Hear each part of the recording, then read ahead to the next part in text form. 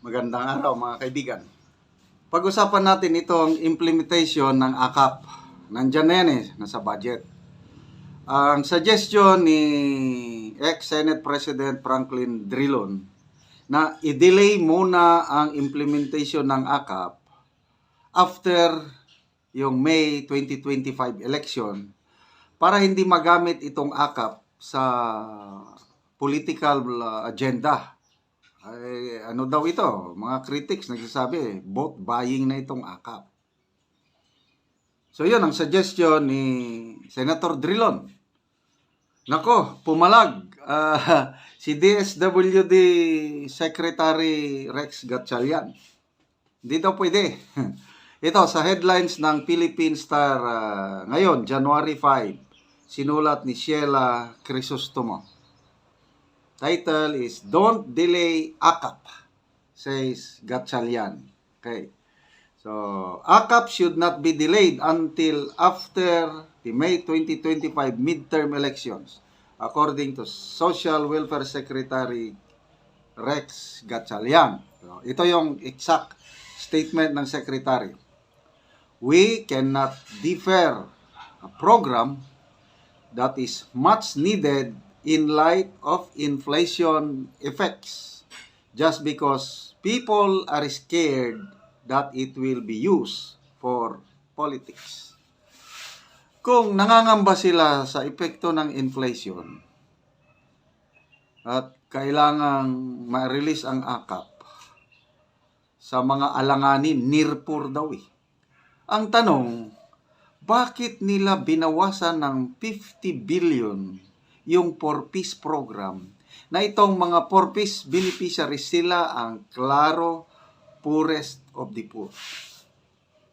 Kung may dapat tulungan sa effects ng inflation, it should be the 4-piece beneficiaries. So, yan ang tanong kay Secretary Gatchalian. Kung masagot ba niya, bakit binawasan ng 50 billion ang 4-piece?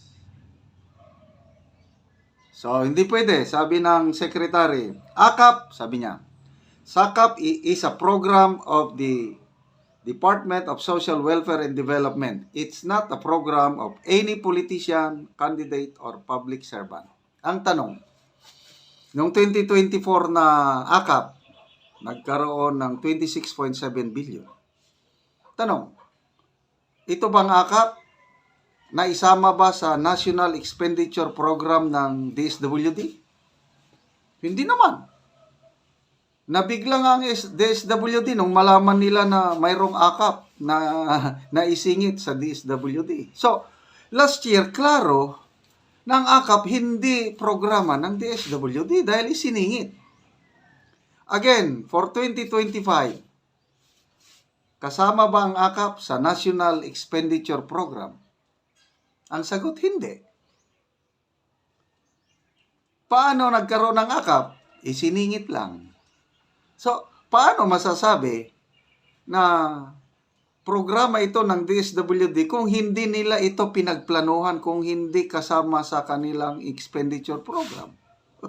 So, nasa taong bayan na kung maniwala kayo dito sa statement ng DSWD Secretary. Ulitin ko AKAP is a program of DSWD.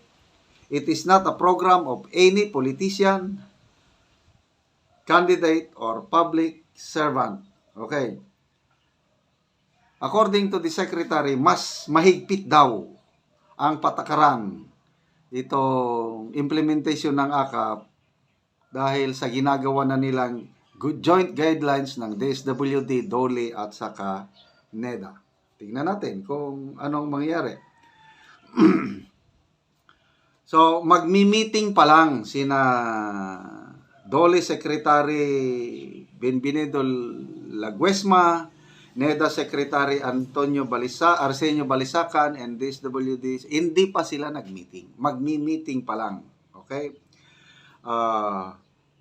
Ang sinasabi nila, tingnan natin kung magkakatotoo ito Yung guidelines daw na ilalabas nila is, candidates in the midterm polls have been banned from AKAP payout areas. Kasi sa ngayon, nako, ang mga kongresista ang bida sa pagbibigay ng mga ayuda. AX ba yan? Tupad ba yan? AKAP ba yan? Nagre-reklamo na si Baguio City Mayor Benji Magalong. Sabi nila, hindi kami kinukonsulta na itsapuera kami, sabi ni Mayor Magalong. Yan, pagbibigay yan ng AX, Tupad at saka AKAP. Okay, so sabi ni Secretary Gatchalian, AKAP is being singled out despite other cash grants of the DSWD like AX, for Peace, and other program. Tunay nga, walang nagrereklamo sa AX kasi kailangan yun. AX nagsimula panahon ng pandemic at ngayon tinutuloy. No problem. Yung for Peace, nagsimula pa panahon ni PGMA na institutionalize hanggang ngayon, may batas. No problem. Ang talagang problemado lang tong AKAP. Kasi marami nang nagrereklamo na itong AKAP, ang nabibigyan, mga kakilala lang ng mga politiko. At ang nabibigyan, may kaya sa buhay. So ano kaya? May pamimigay ng AKAP bago mag-eleksyon? It remains to be seen. Okay, speaking of ayuda mga kaibigan, tayo po sa ating channel, namimigay tayo ng tunay na ayuda sa mga tunay na nangangailangan. So, pabahay program, livelihood program, teach them how, do not give them fees, but teach them how to fish. Yun po ang sinusunod natin sa ating channel. So, namimigay tayo ng mga pananim sa mga talaandig na tribo sa Bukidnon. So, ito, ang pinaka-latest na programa natin is nagpapatinim tayo ng lakatan.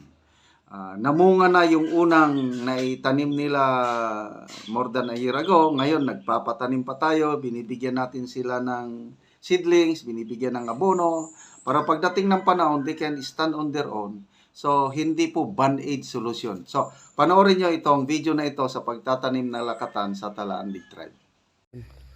Mo na ni ang saging nga nauna nga dagko nagyod nindot na og tubo. Murag kuan na gyud na. Goon sa man kadiya manoy? Abuno. Kinsa man niya nga saging? Ako, Drino. Si Drino. Ay, nindot na kayo imong saging. Goon sa man kadiya? Abuno ko. Gabuno ka. Oo. Ay, sa pila man ikapunuan ang imong saging nga naadiri nga nauna? Okay. Oh, kaning nauna nga dagko. Pinapulo. Kapinapulo ang dagko na. Oo. Ay, so nindot gyud siya tubo. Mga dagko na gyud. Pila ka bulan nga maka-harvest ka aning kwan? Gikan karon nga makabunga na ni siya. Ang kining nauna nga imong saging nga dagko na. Ambot lang yan eh. Mga direragin ni ka tuig. Inira Oo. nga mga tuig. Yan nag-unod ani. Sa imong bana-bana. Pila ka bulan? Adi na natin ni makakuang kay bago ang patanan ng saging. So, Oo. di nato bimbal ano kanuskin mangunod. Oo, so sumusurprise ra kapag pangunod. Oo. Oo, kana mga dagko man kaayo. Nindot man imong saging. Pila tanan ng imong natanom nga kuan sa saging? Tinta. 170. Oo. Sinto si Dinhi nga tinta. area mo ni imong pinakauna nga area din pinakauna eh. ni, pinakauna Napulo ni ni dinhi nga nga. area. Oo. So napa kay ikaduha nga area. Oh, kaduhang dito sa pikas na adayon. Na adayon ikatulo. Ay, na, sige. Balhin ta didto. Diba? Oh, Yung sige. ikatulo ni. Muna ni ang ikaduha ni mga tanom nga saging si Drino. Oh, mo Oh, mga dagko naman di ay nindot og tubo siya. Muna ni siya. Nindot siya og tubo. Oh. Ang dagan-dagan man dai ni si Drino ba? Ang diri. Tanawa nga nindot na kayo ba? Dili na gyud makaani alkansi si Drino sige nimo trabaho diri nga pagpananom og saging magkugi lang basta atimanon lang gyud. Ay naani gid ang mahitabo sa saging basta nga inlo kanang tambok. Nindot siya nga tan-awon oh. ang saging ni Sidrino muni ang ikaduha niya nga saging unya luag pod. Oh. Sa isa ka bulan Sidrino kapila man ka magkuan? Kapila ka mag Abono. abono? Sa isa ka bulan kapila ka mag-abono? Kapila mo ka mag-abono sa isa ka bulan. Dua. Kaduha. Oh. So Ay, duha ka semana. oh. Kada duha ka semana ka mag-abono. Oh. Ay tanawa tambok na kaayo. So nindot gyud karon nga sige ka nakabuno ka na kay tingulan man karon. Oh, maayo gid. Maayo yang tubo. Oh, tuyok man eh. Musuyop man. Oh, nindot kaayo ang imong saging oh. Tanawa.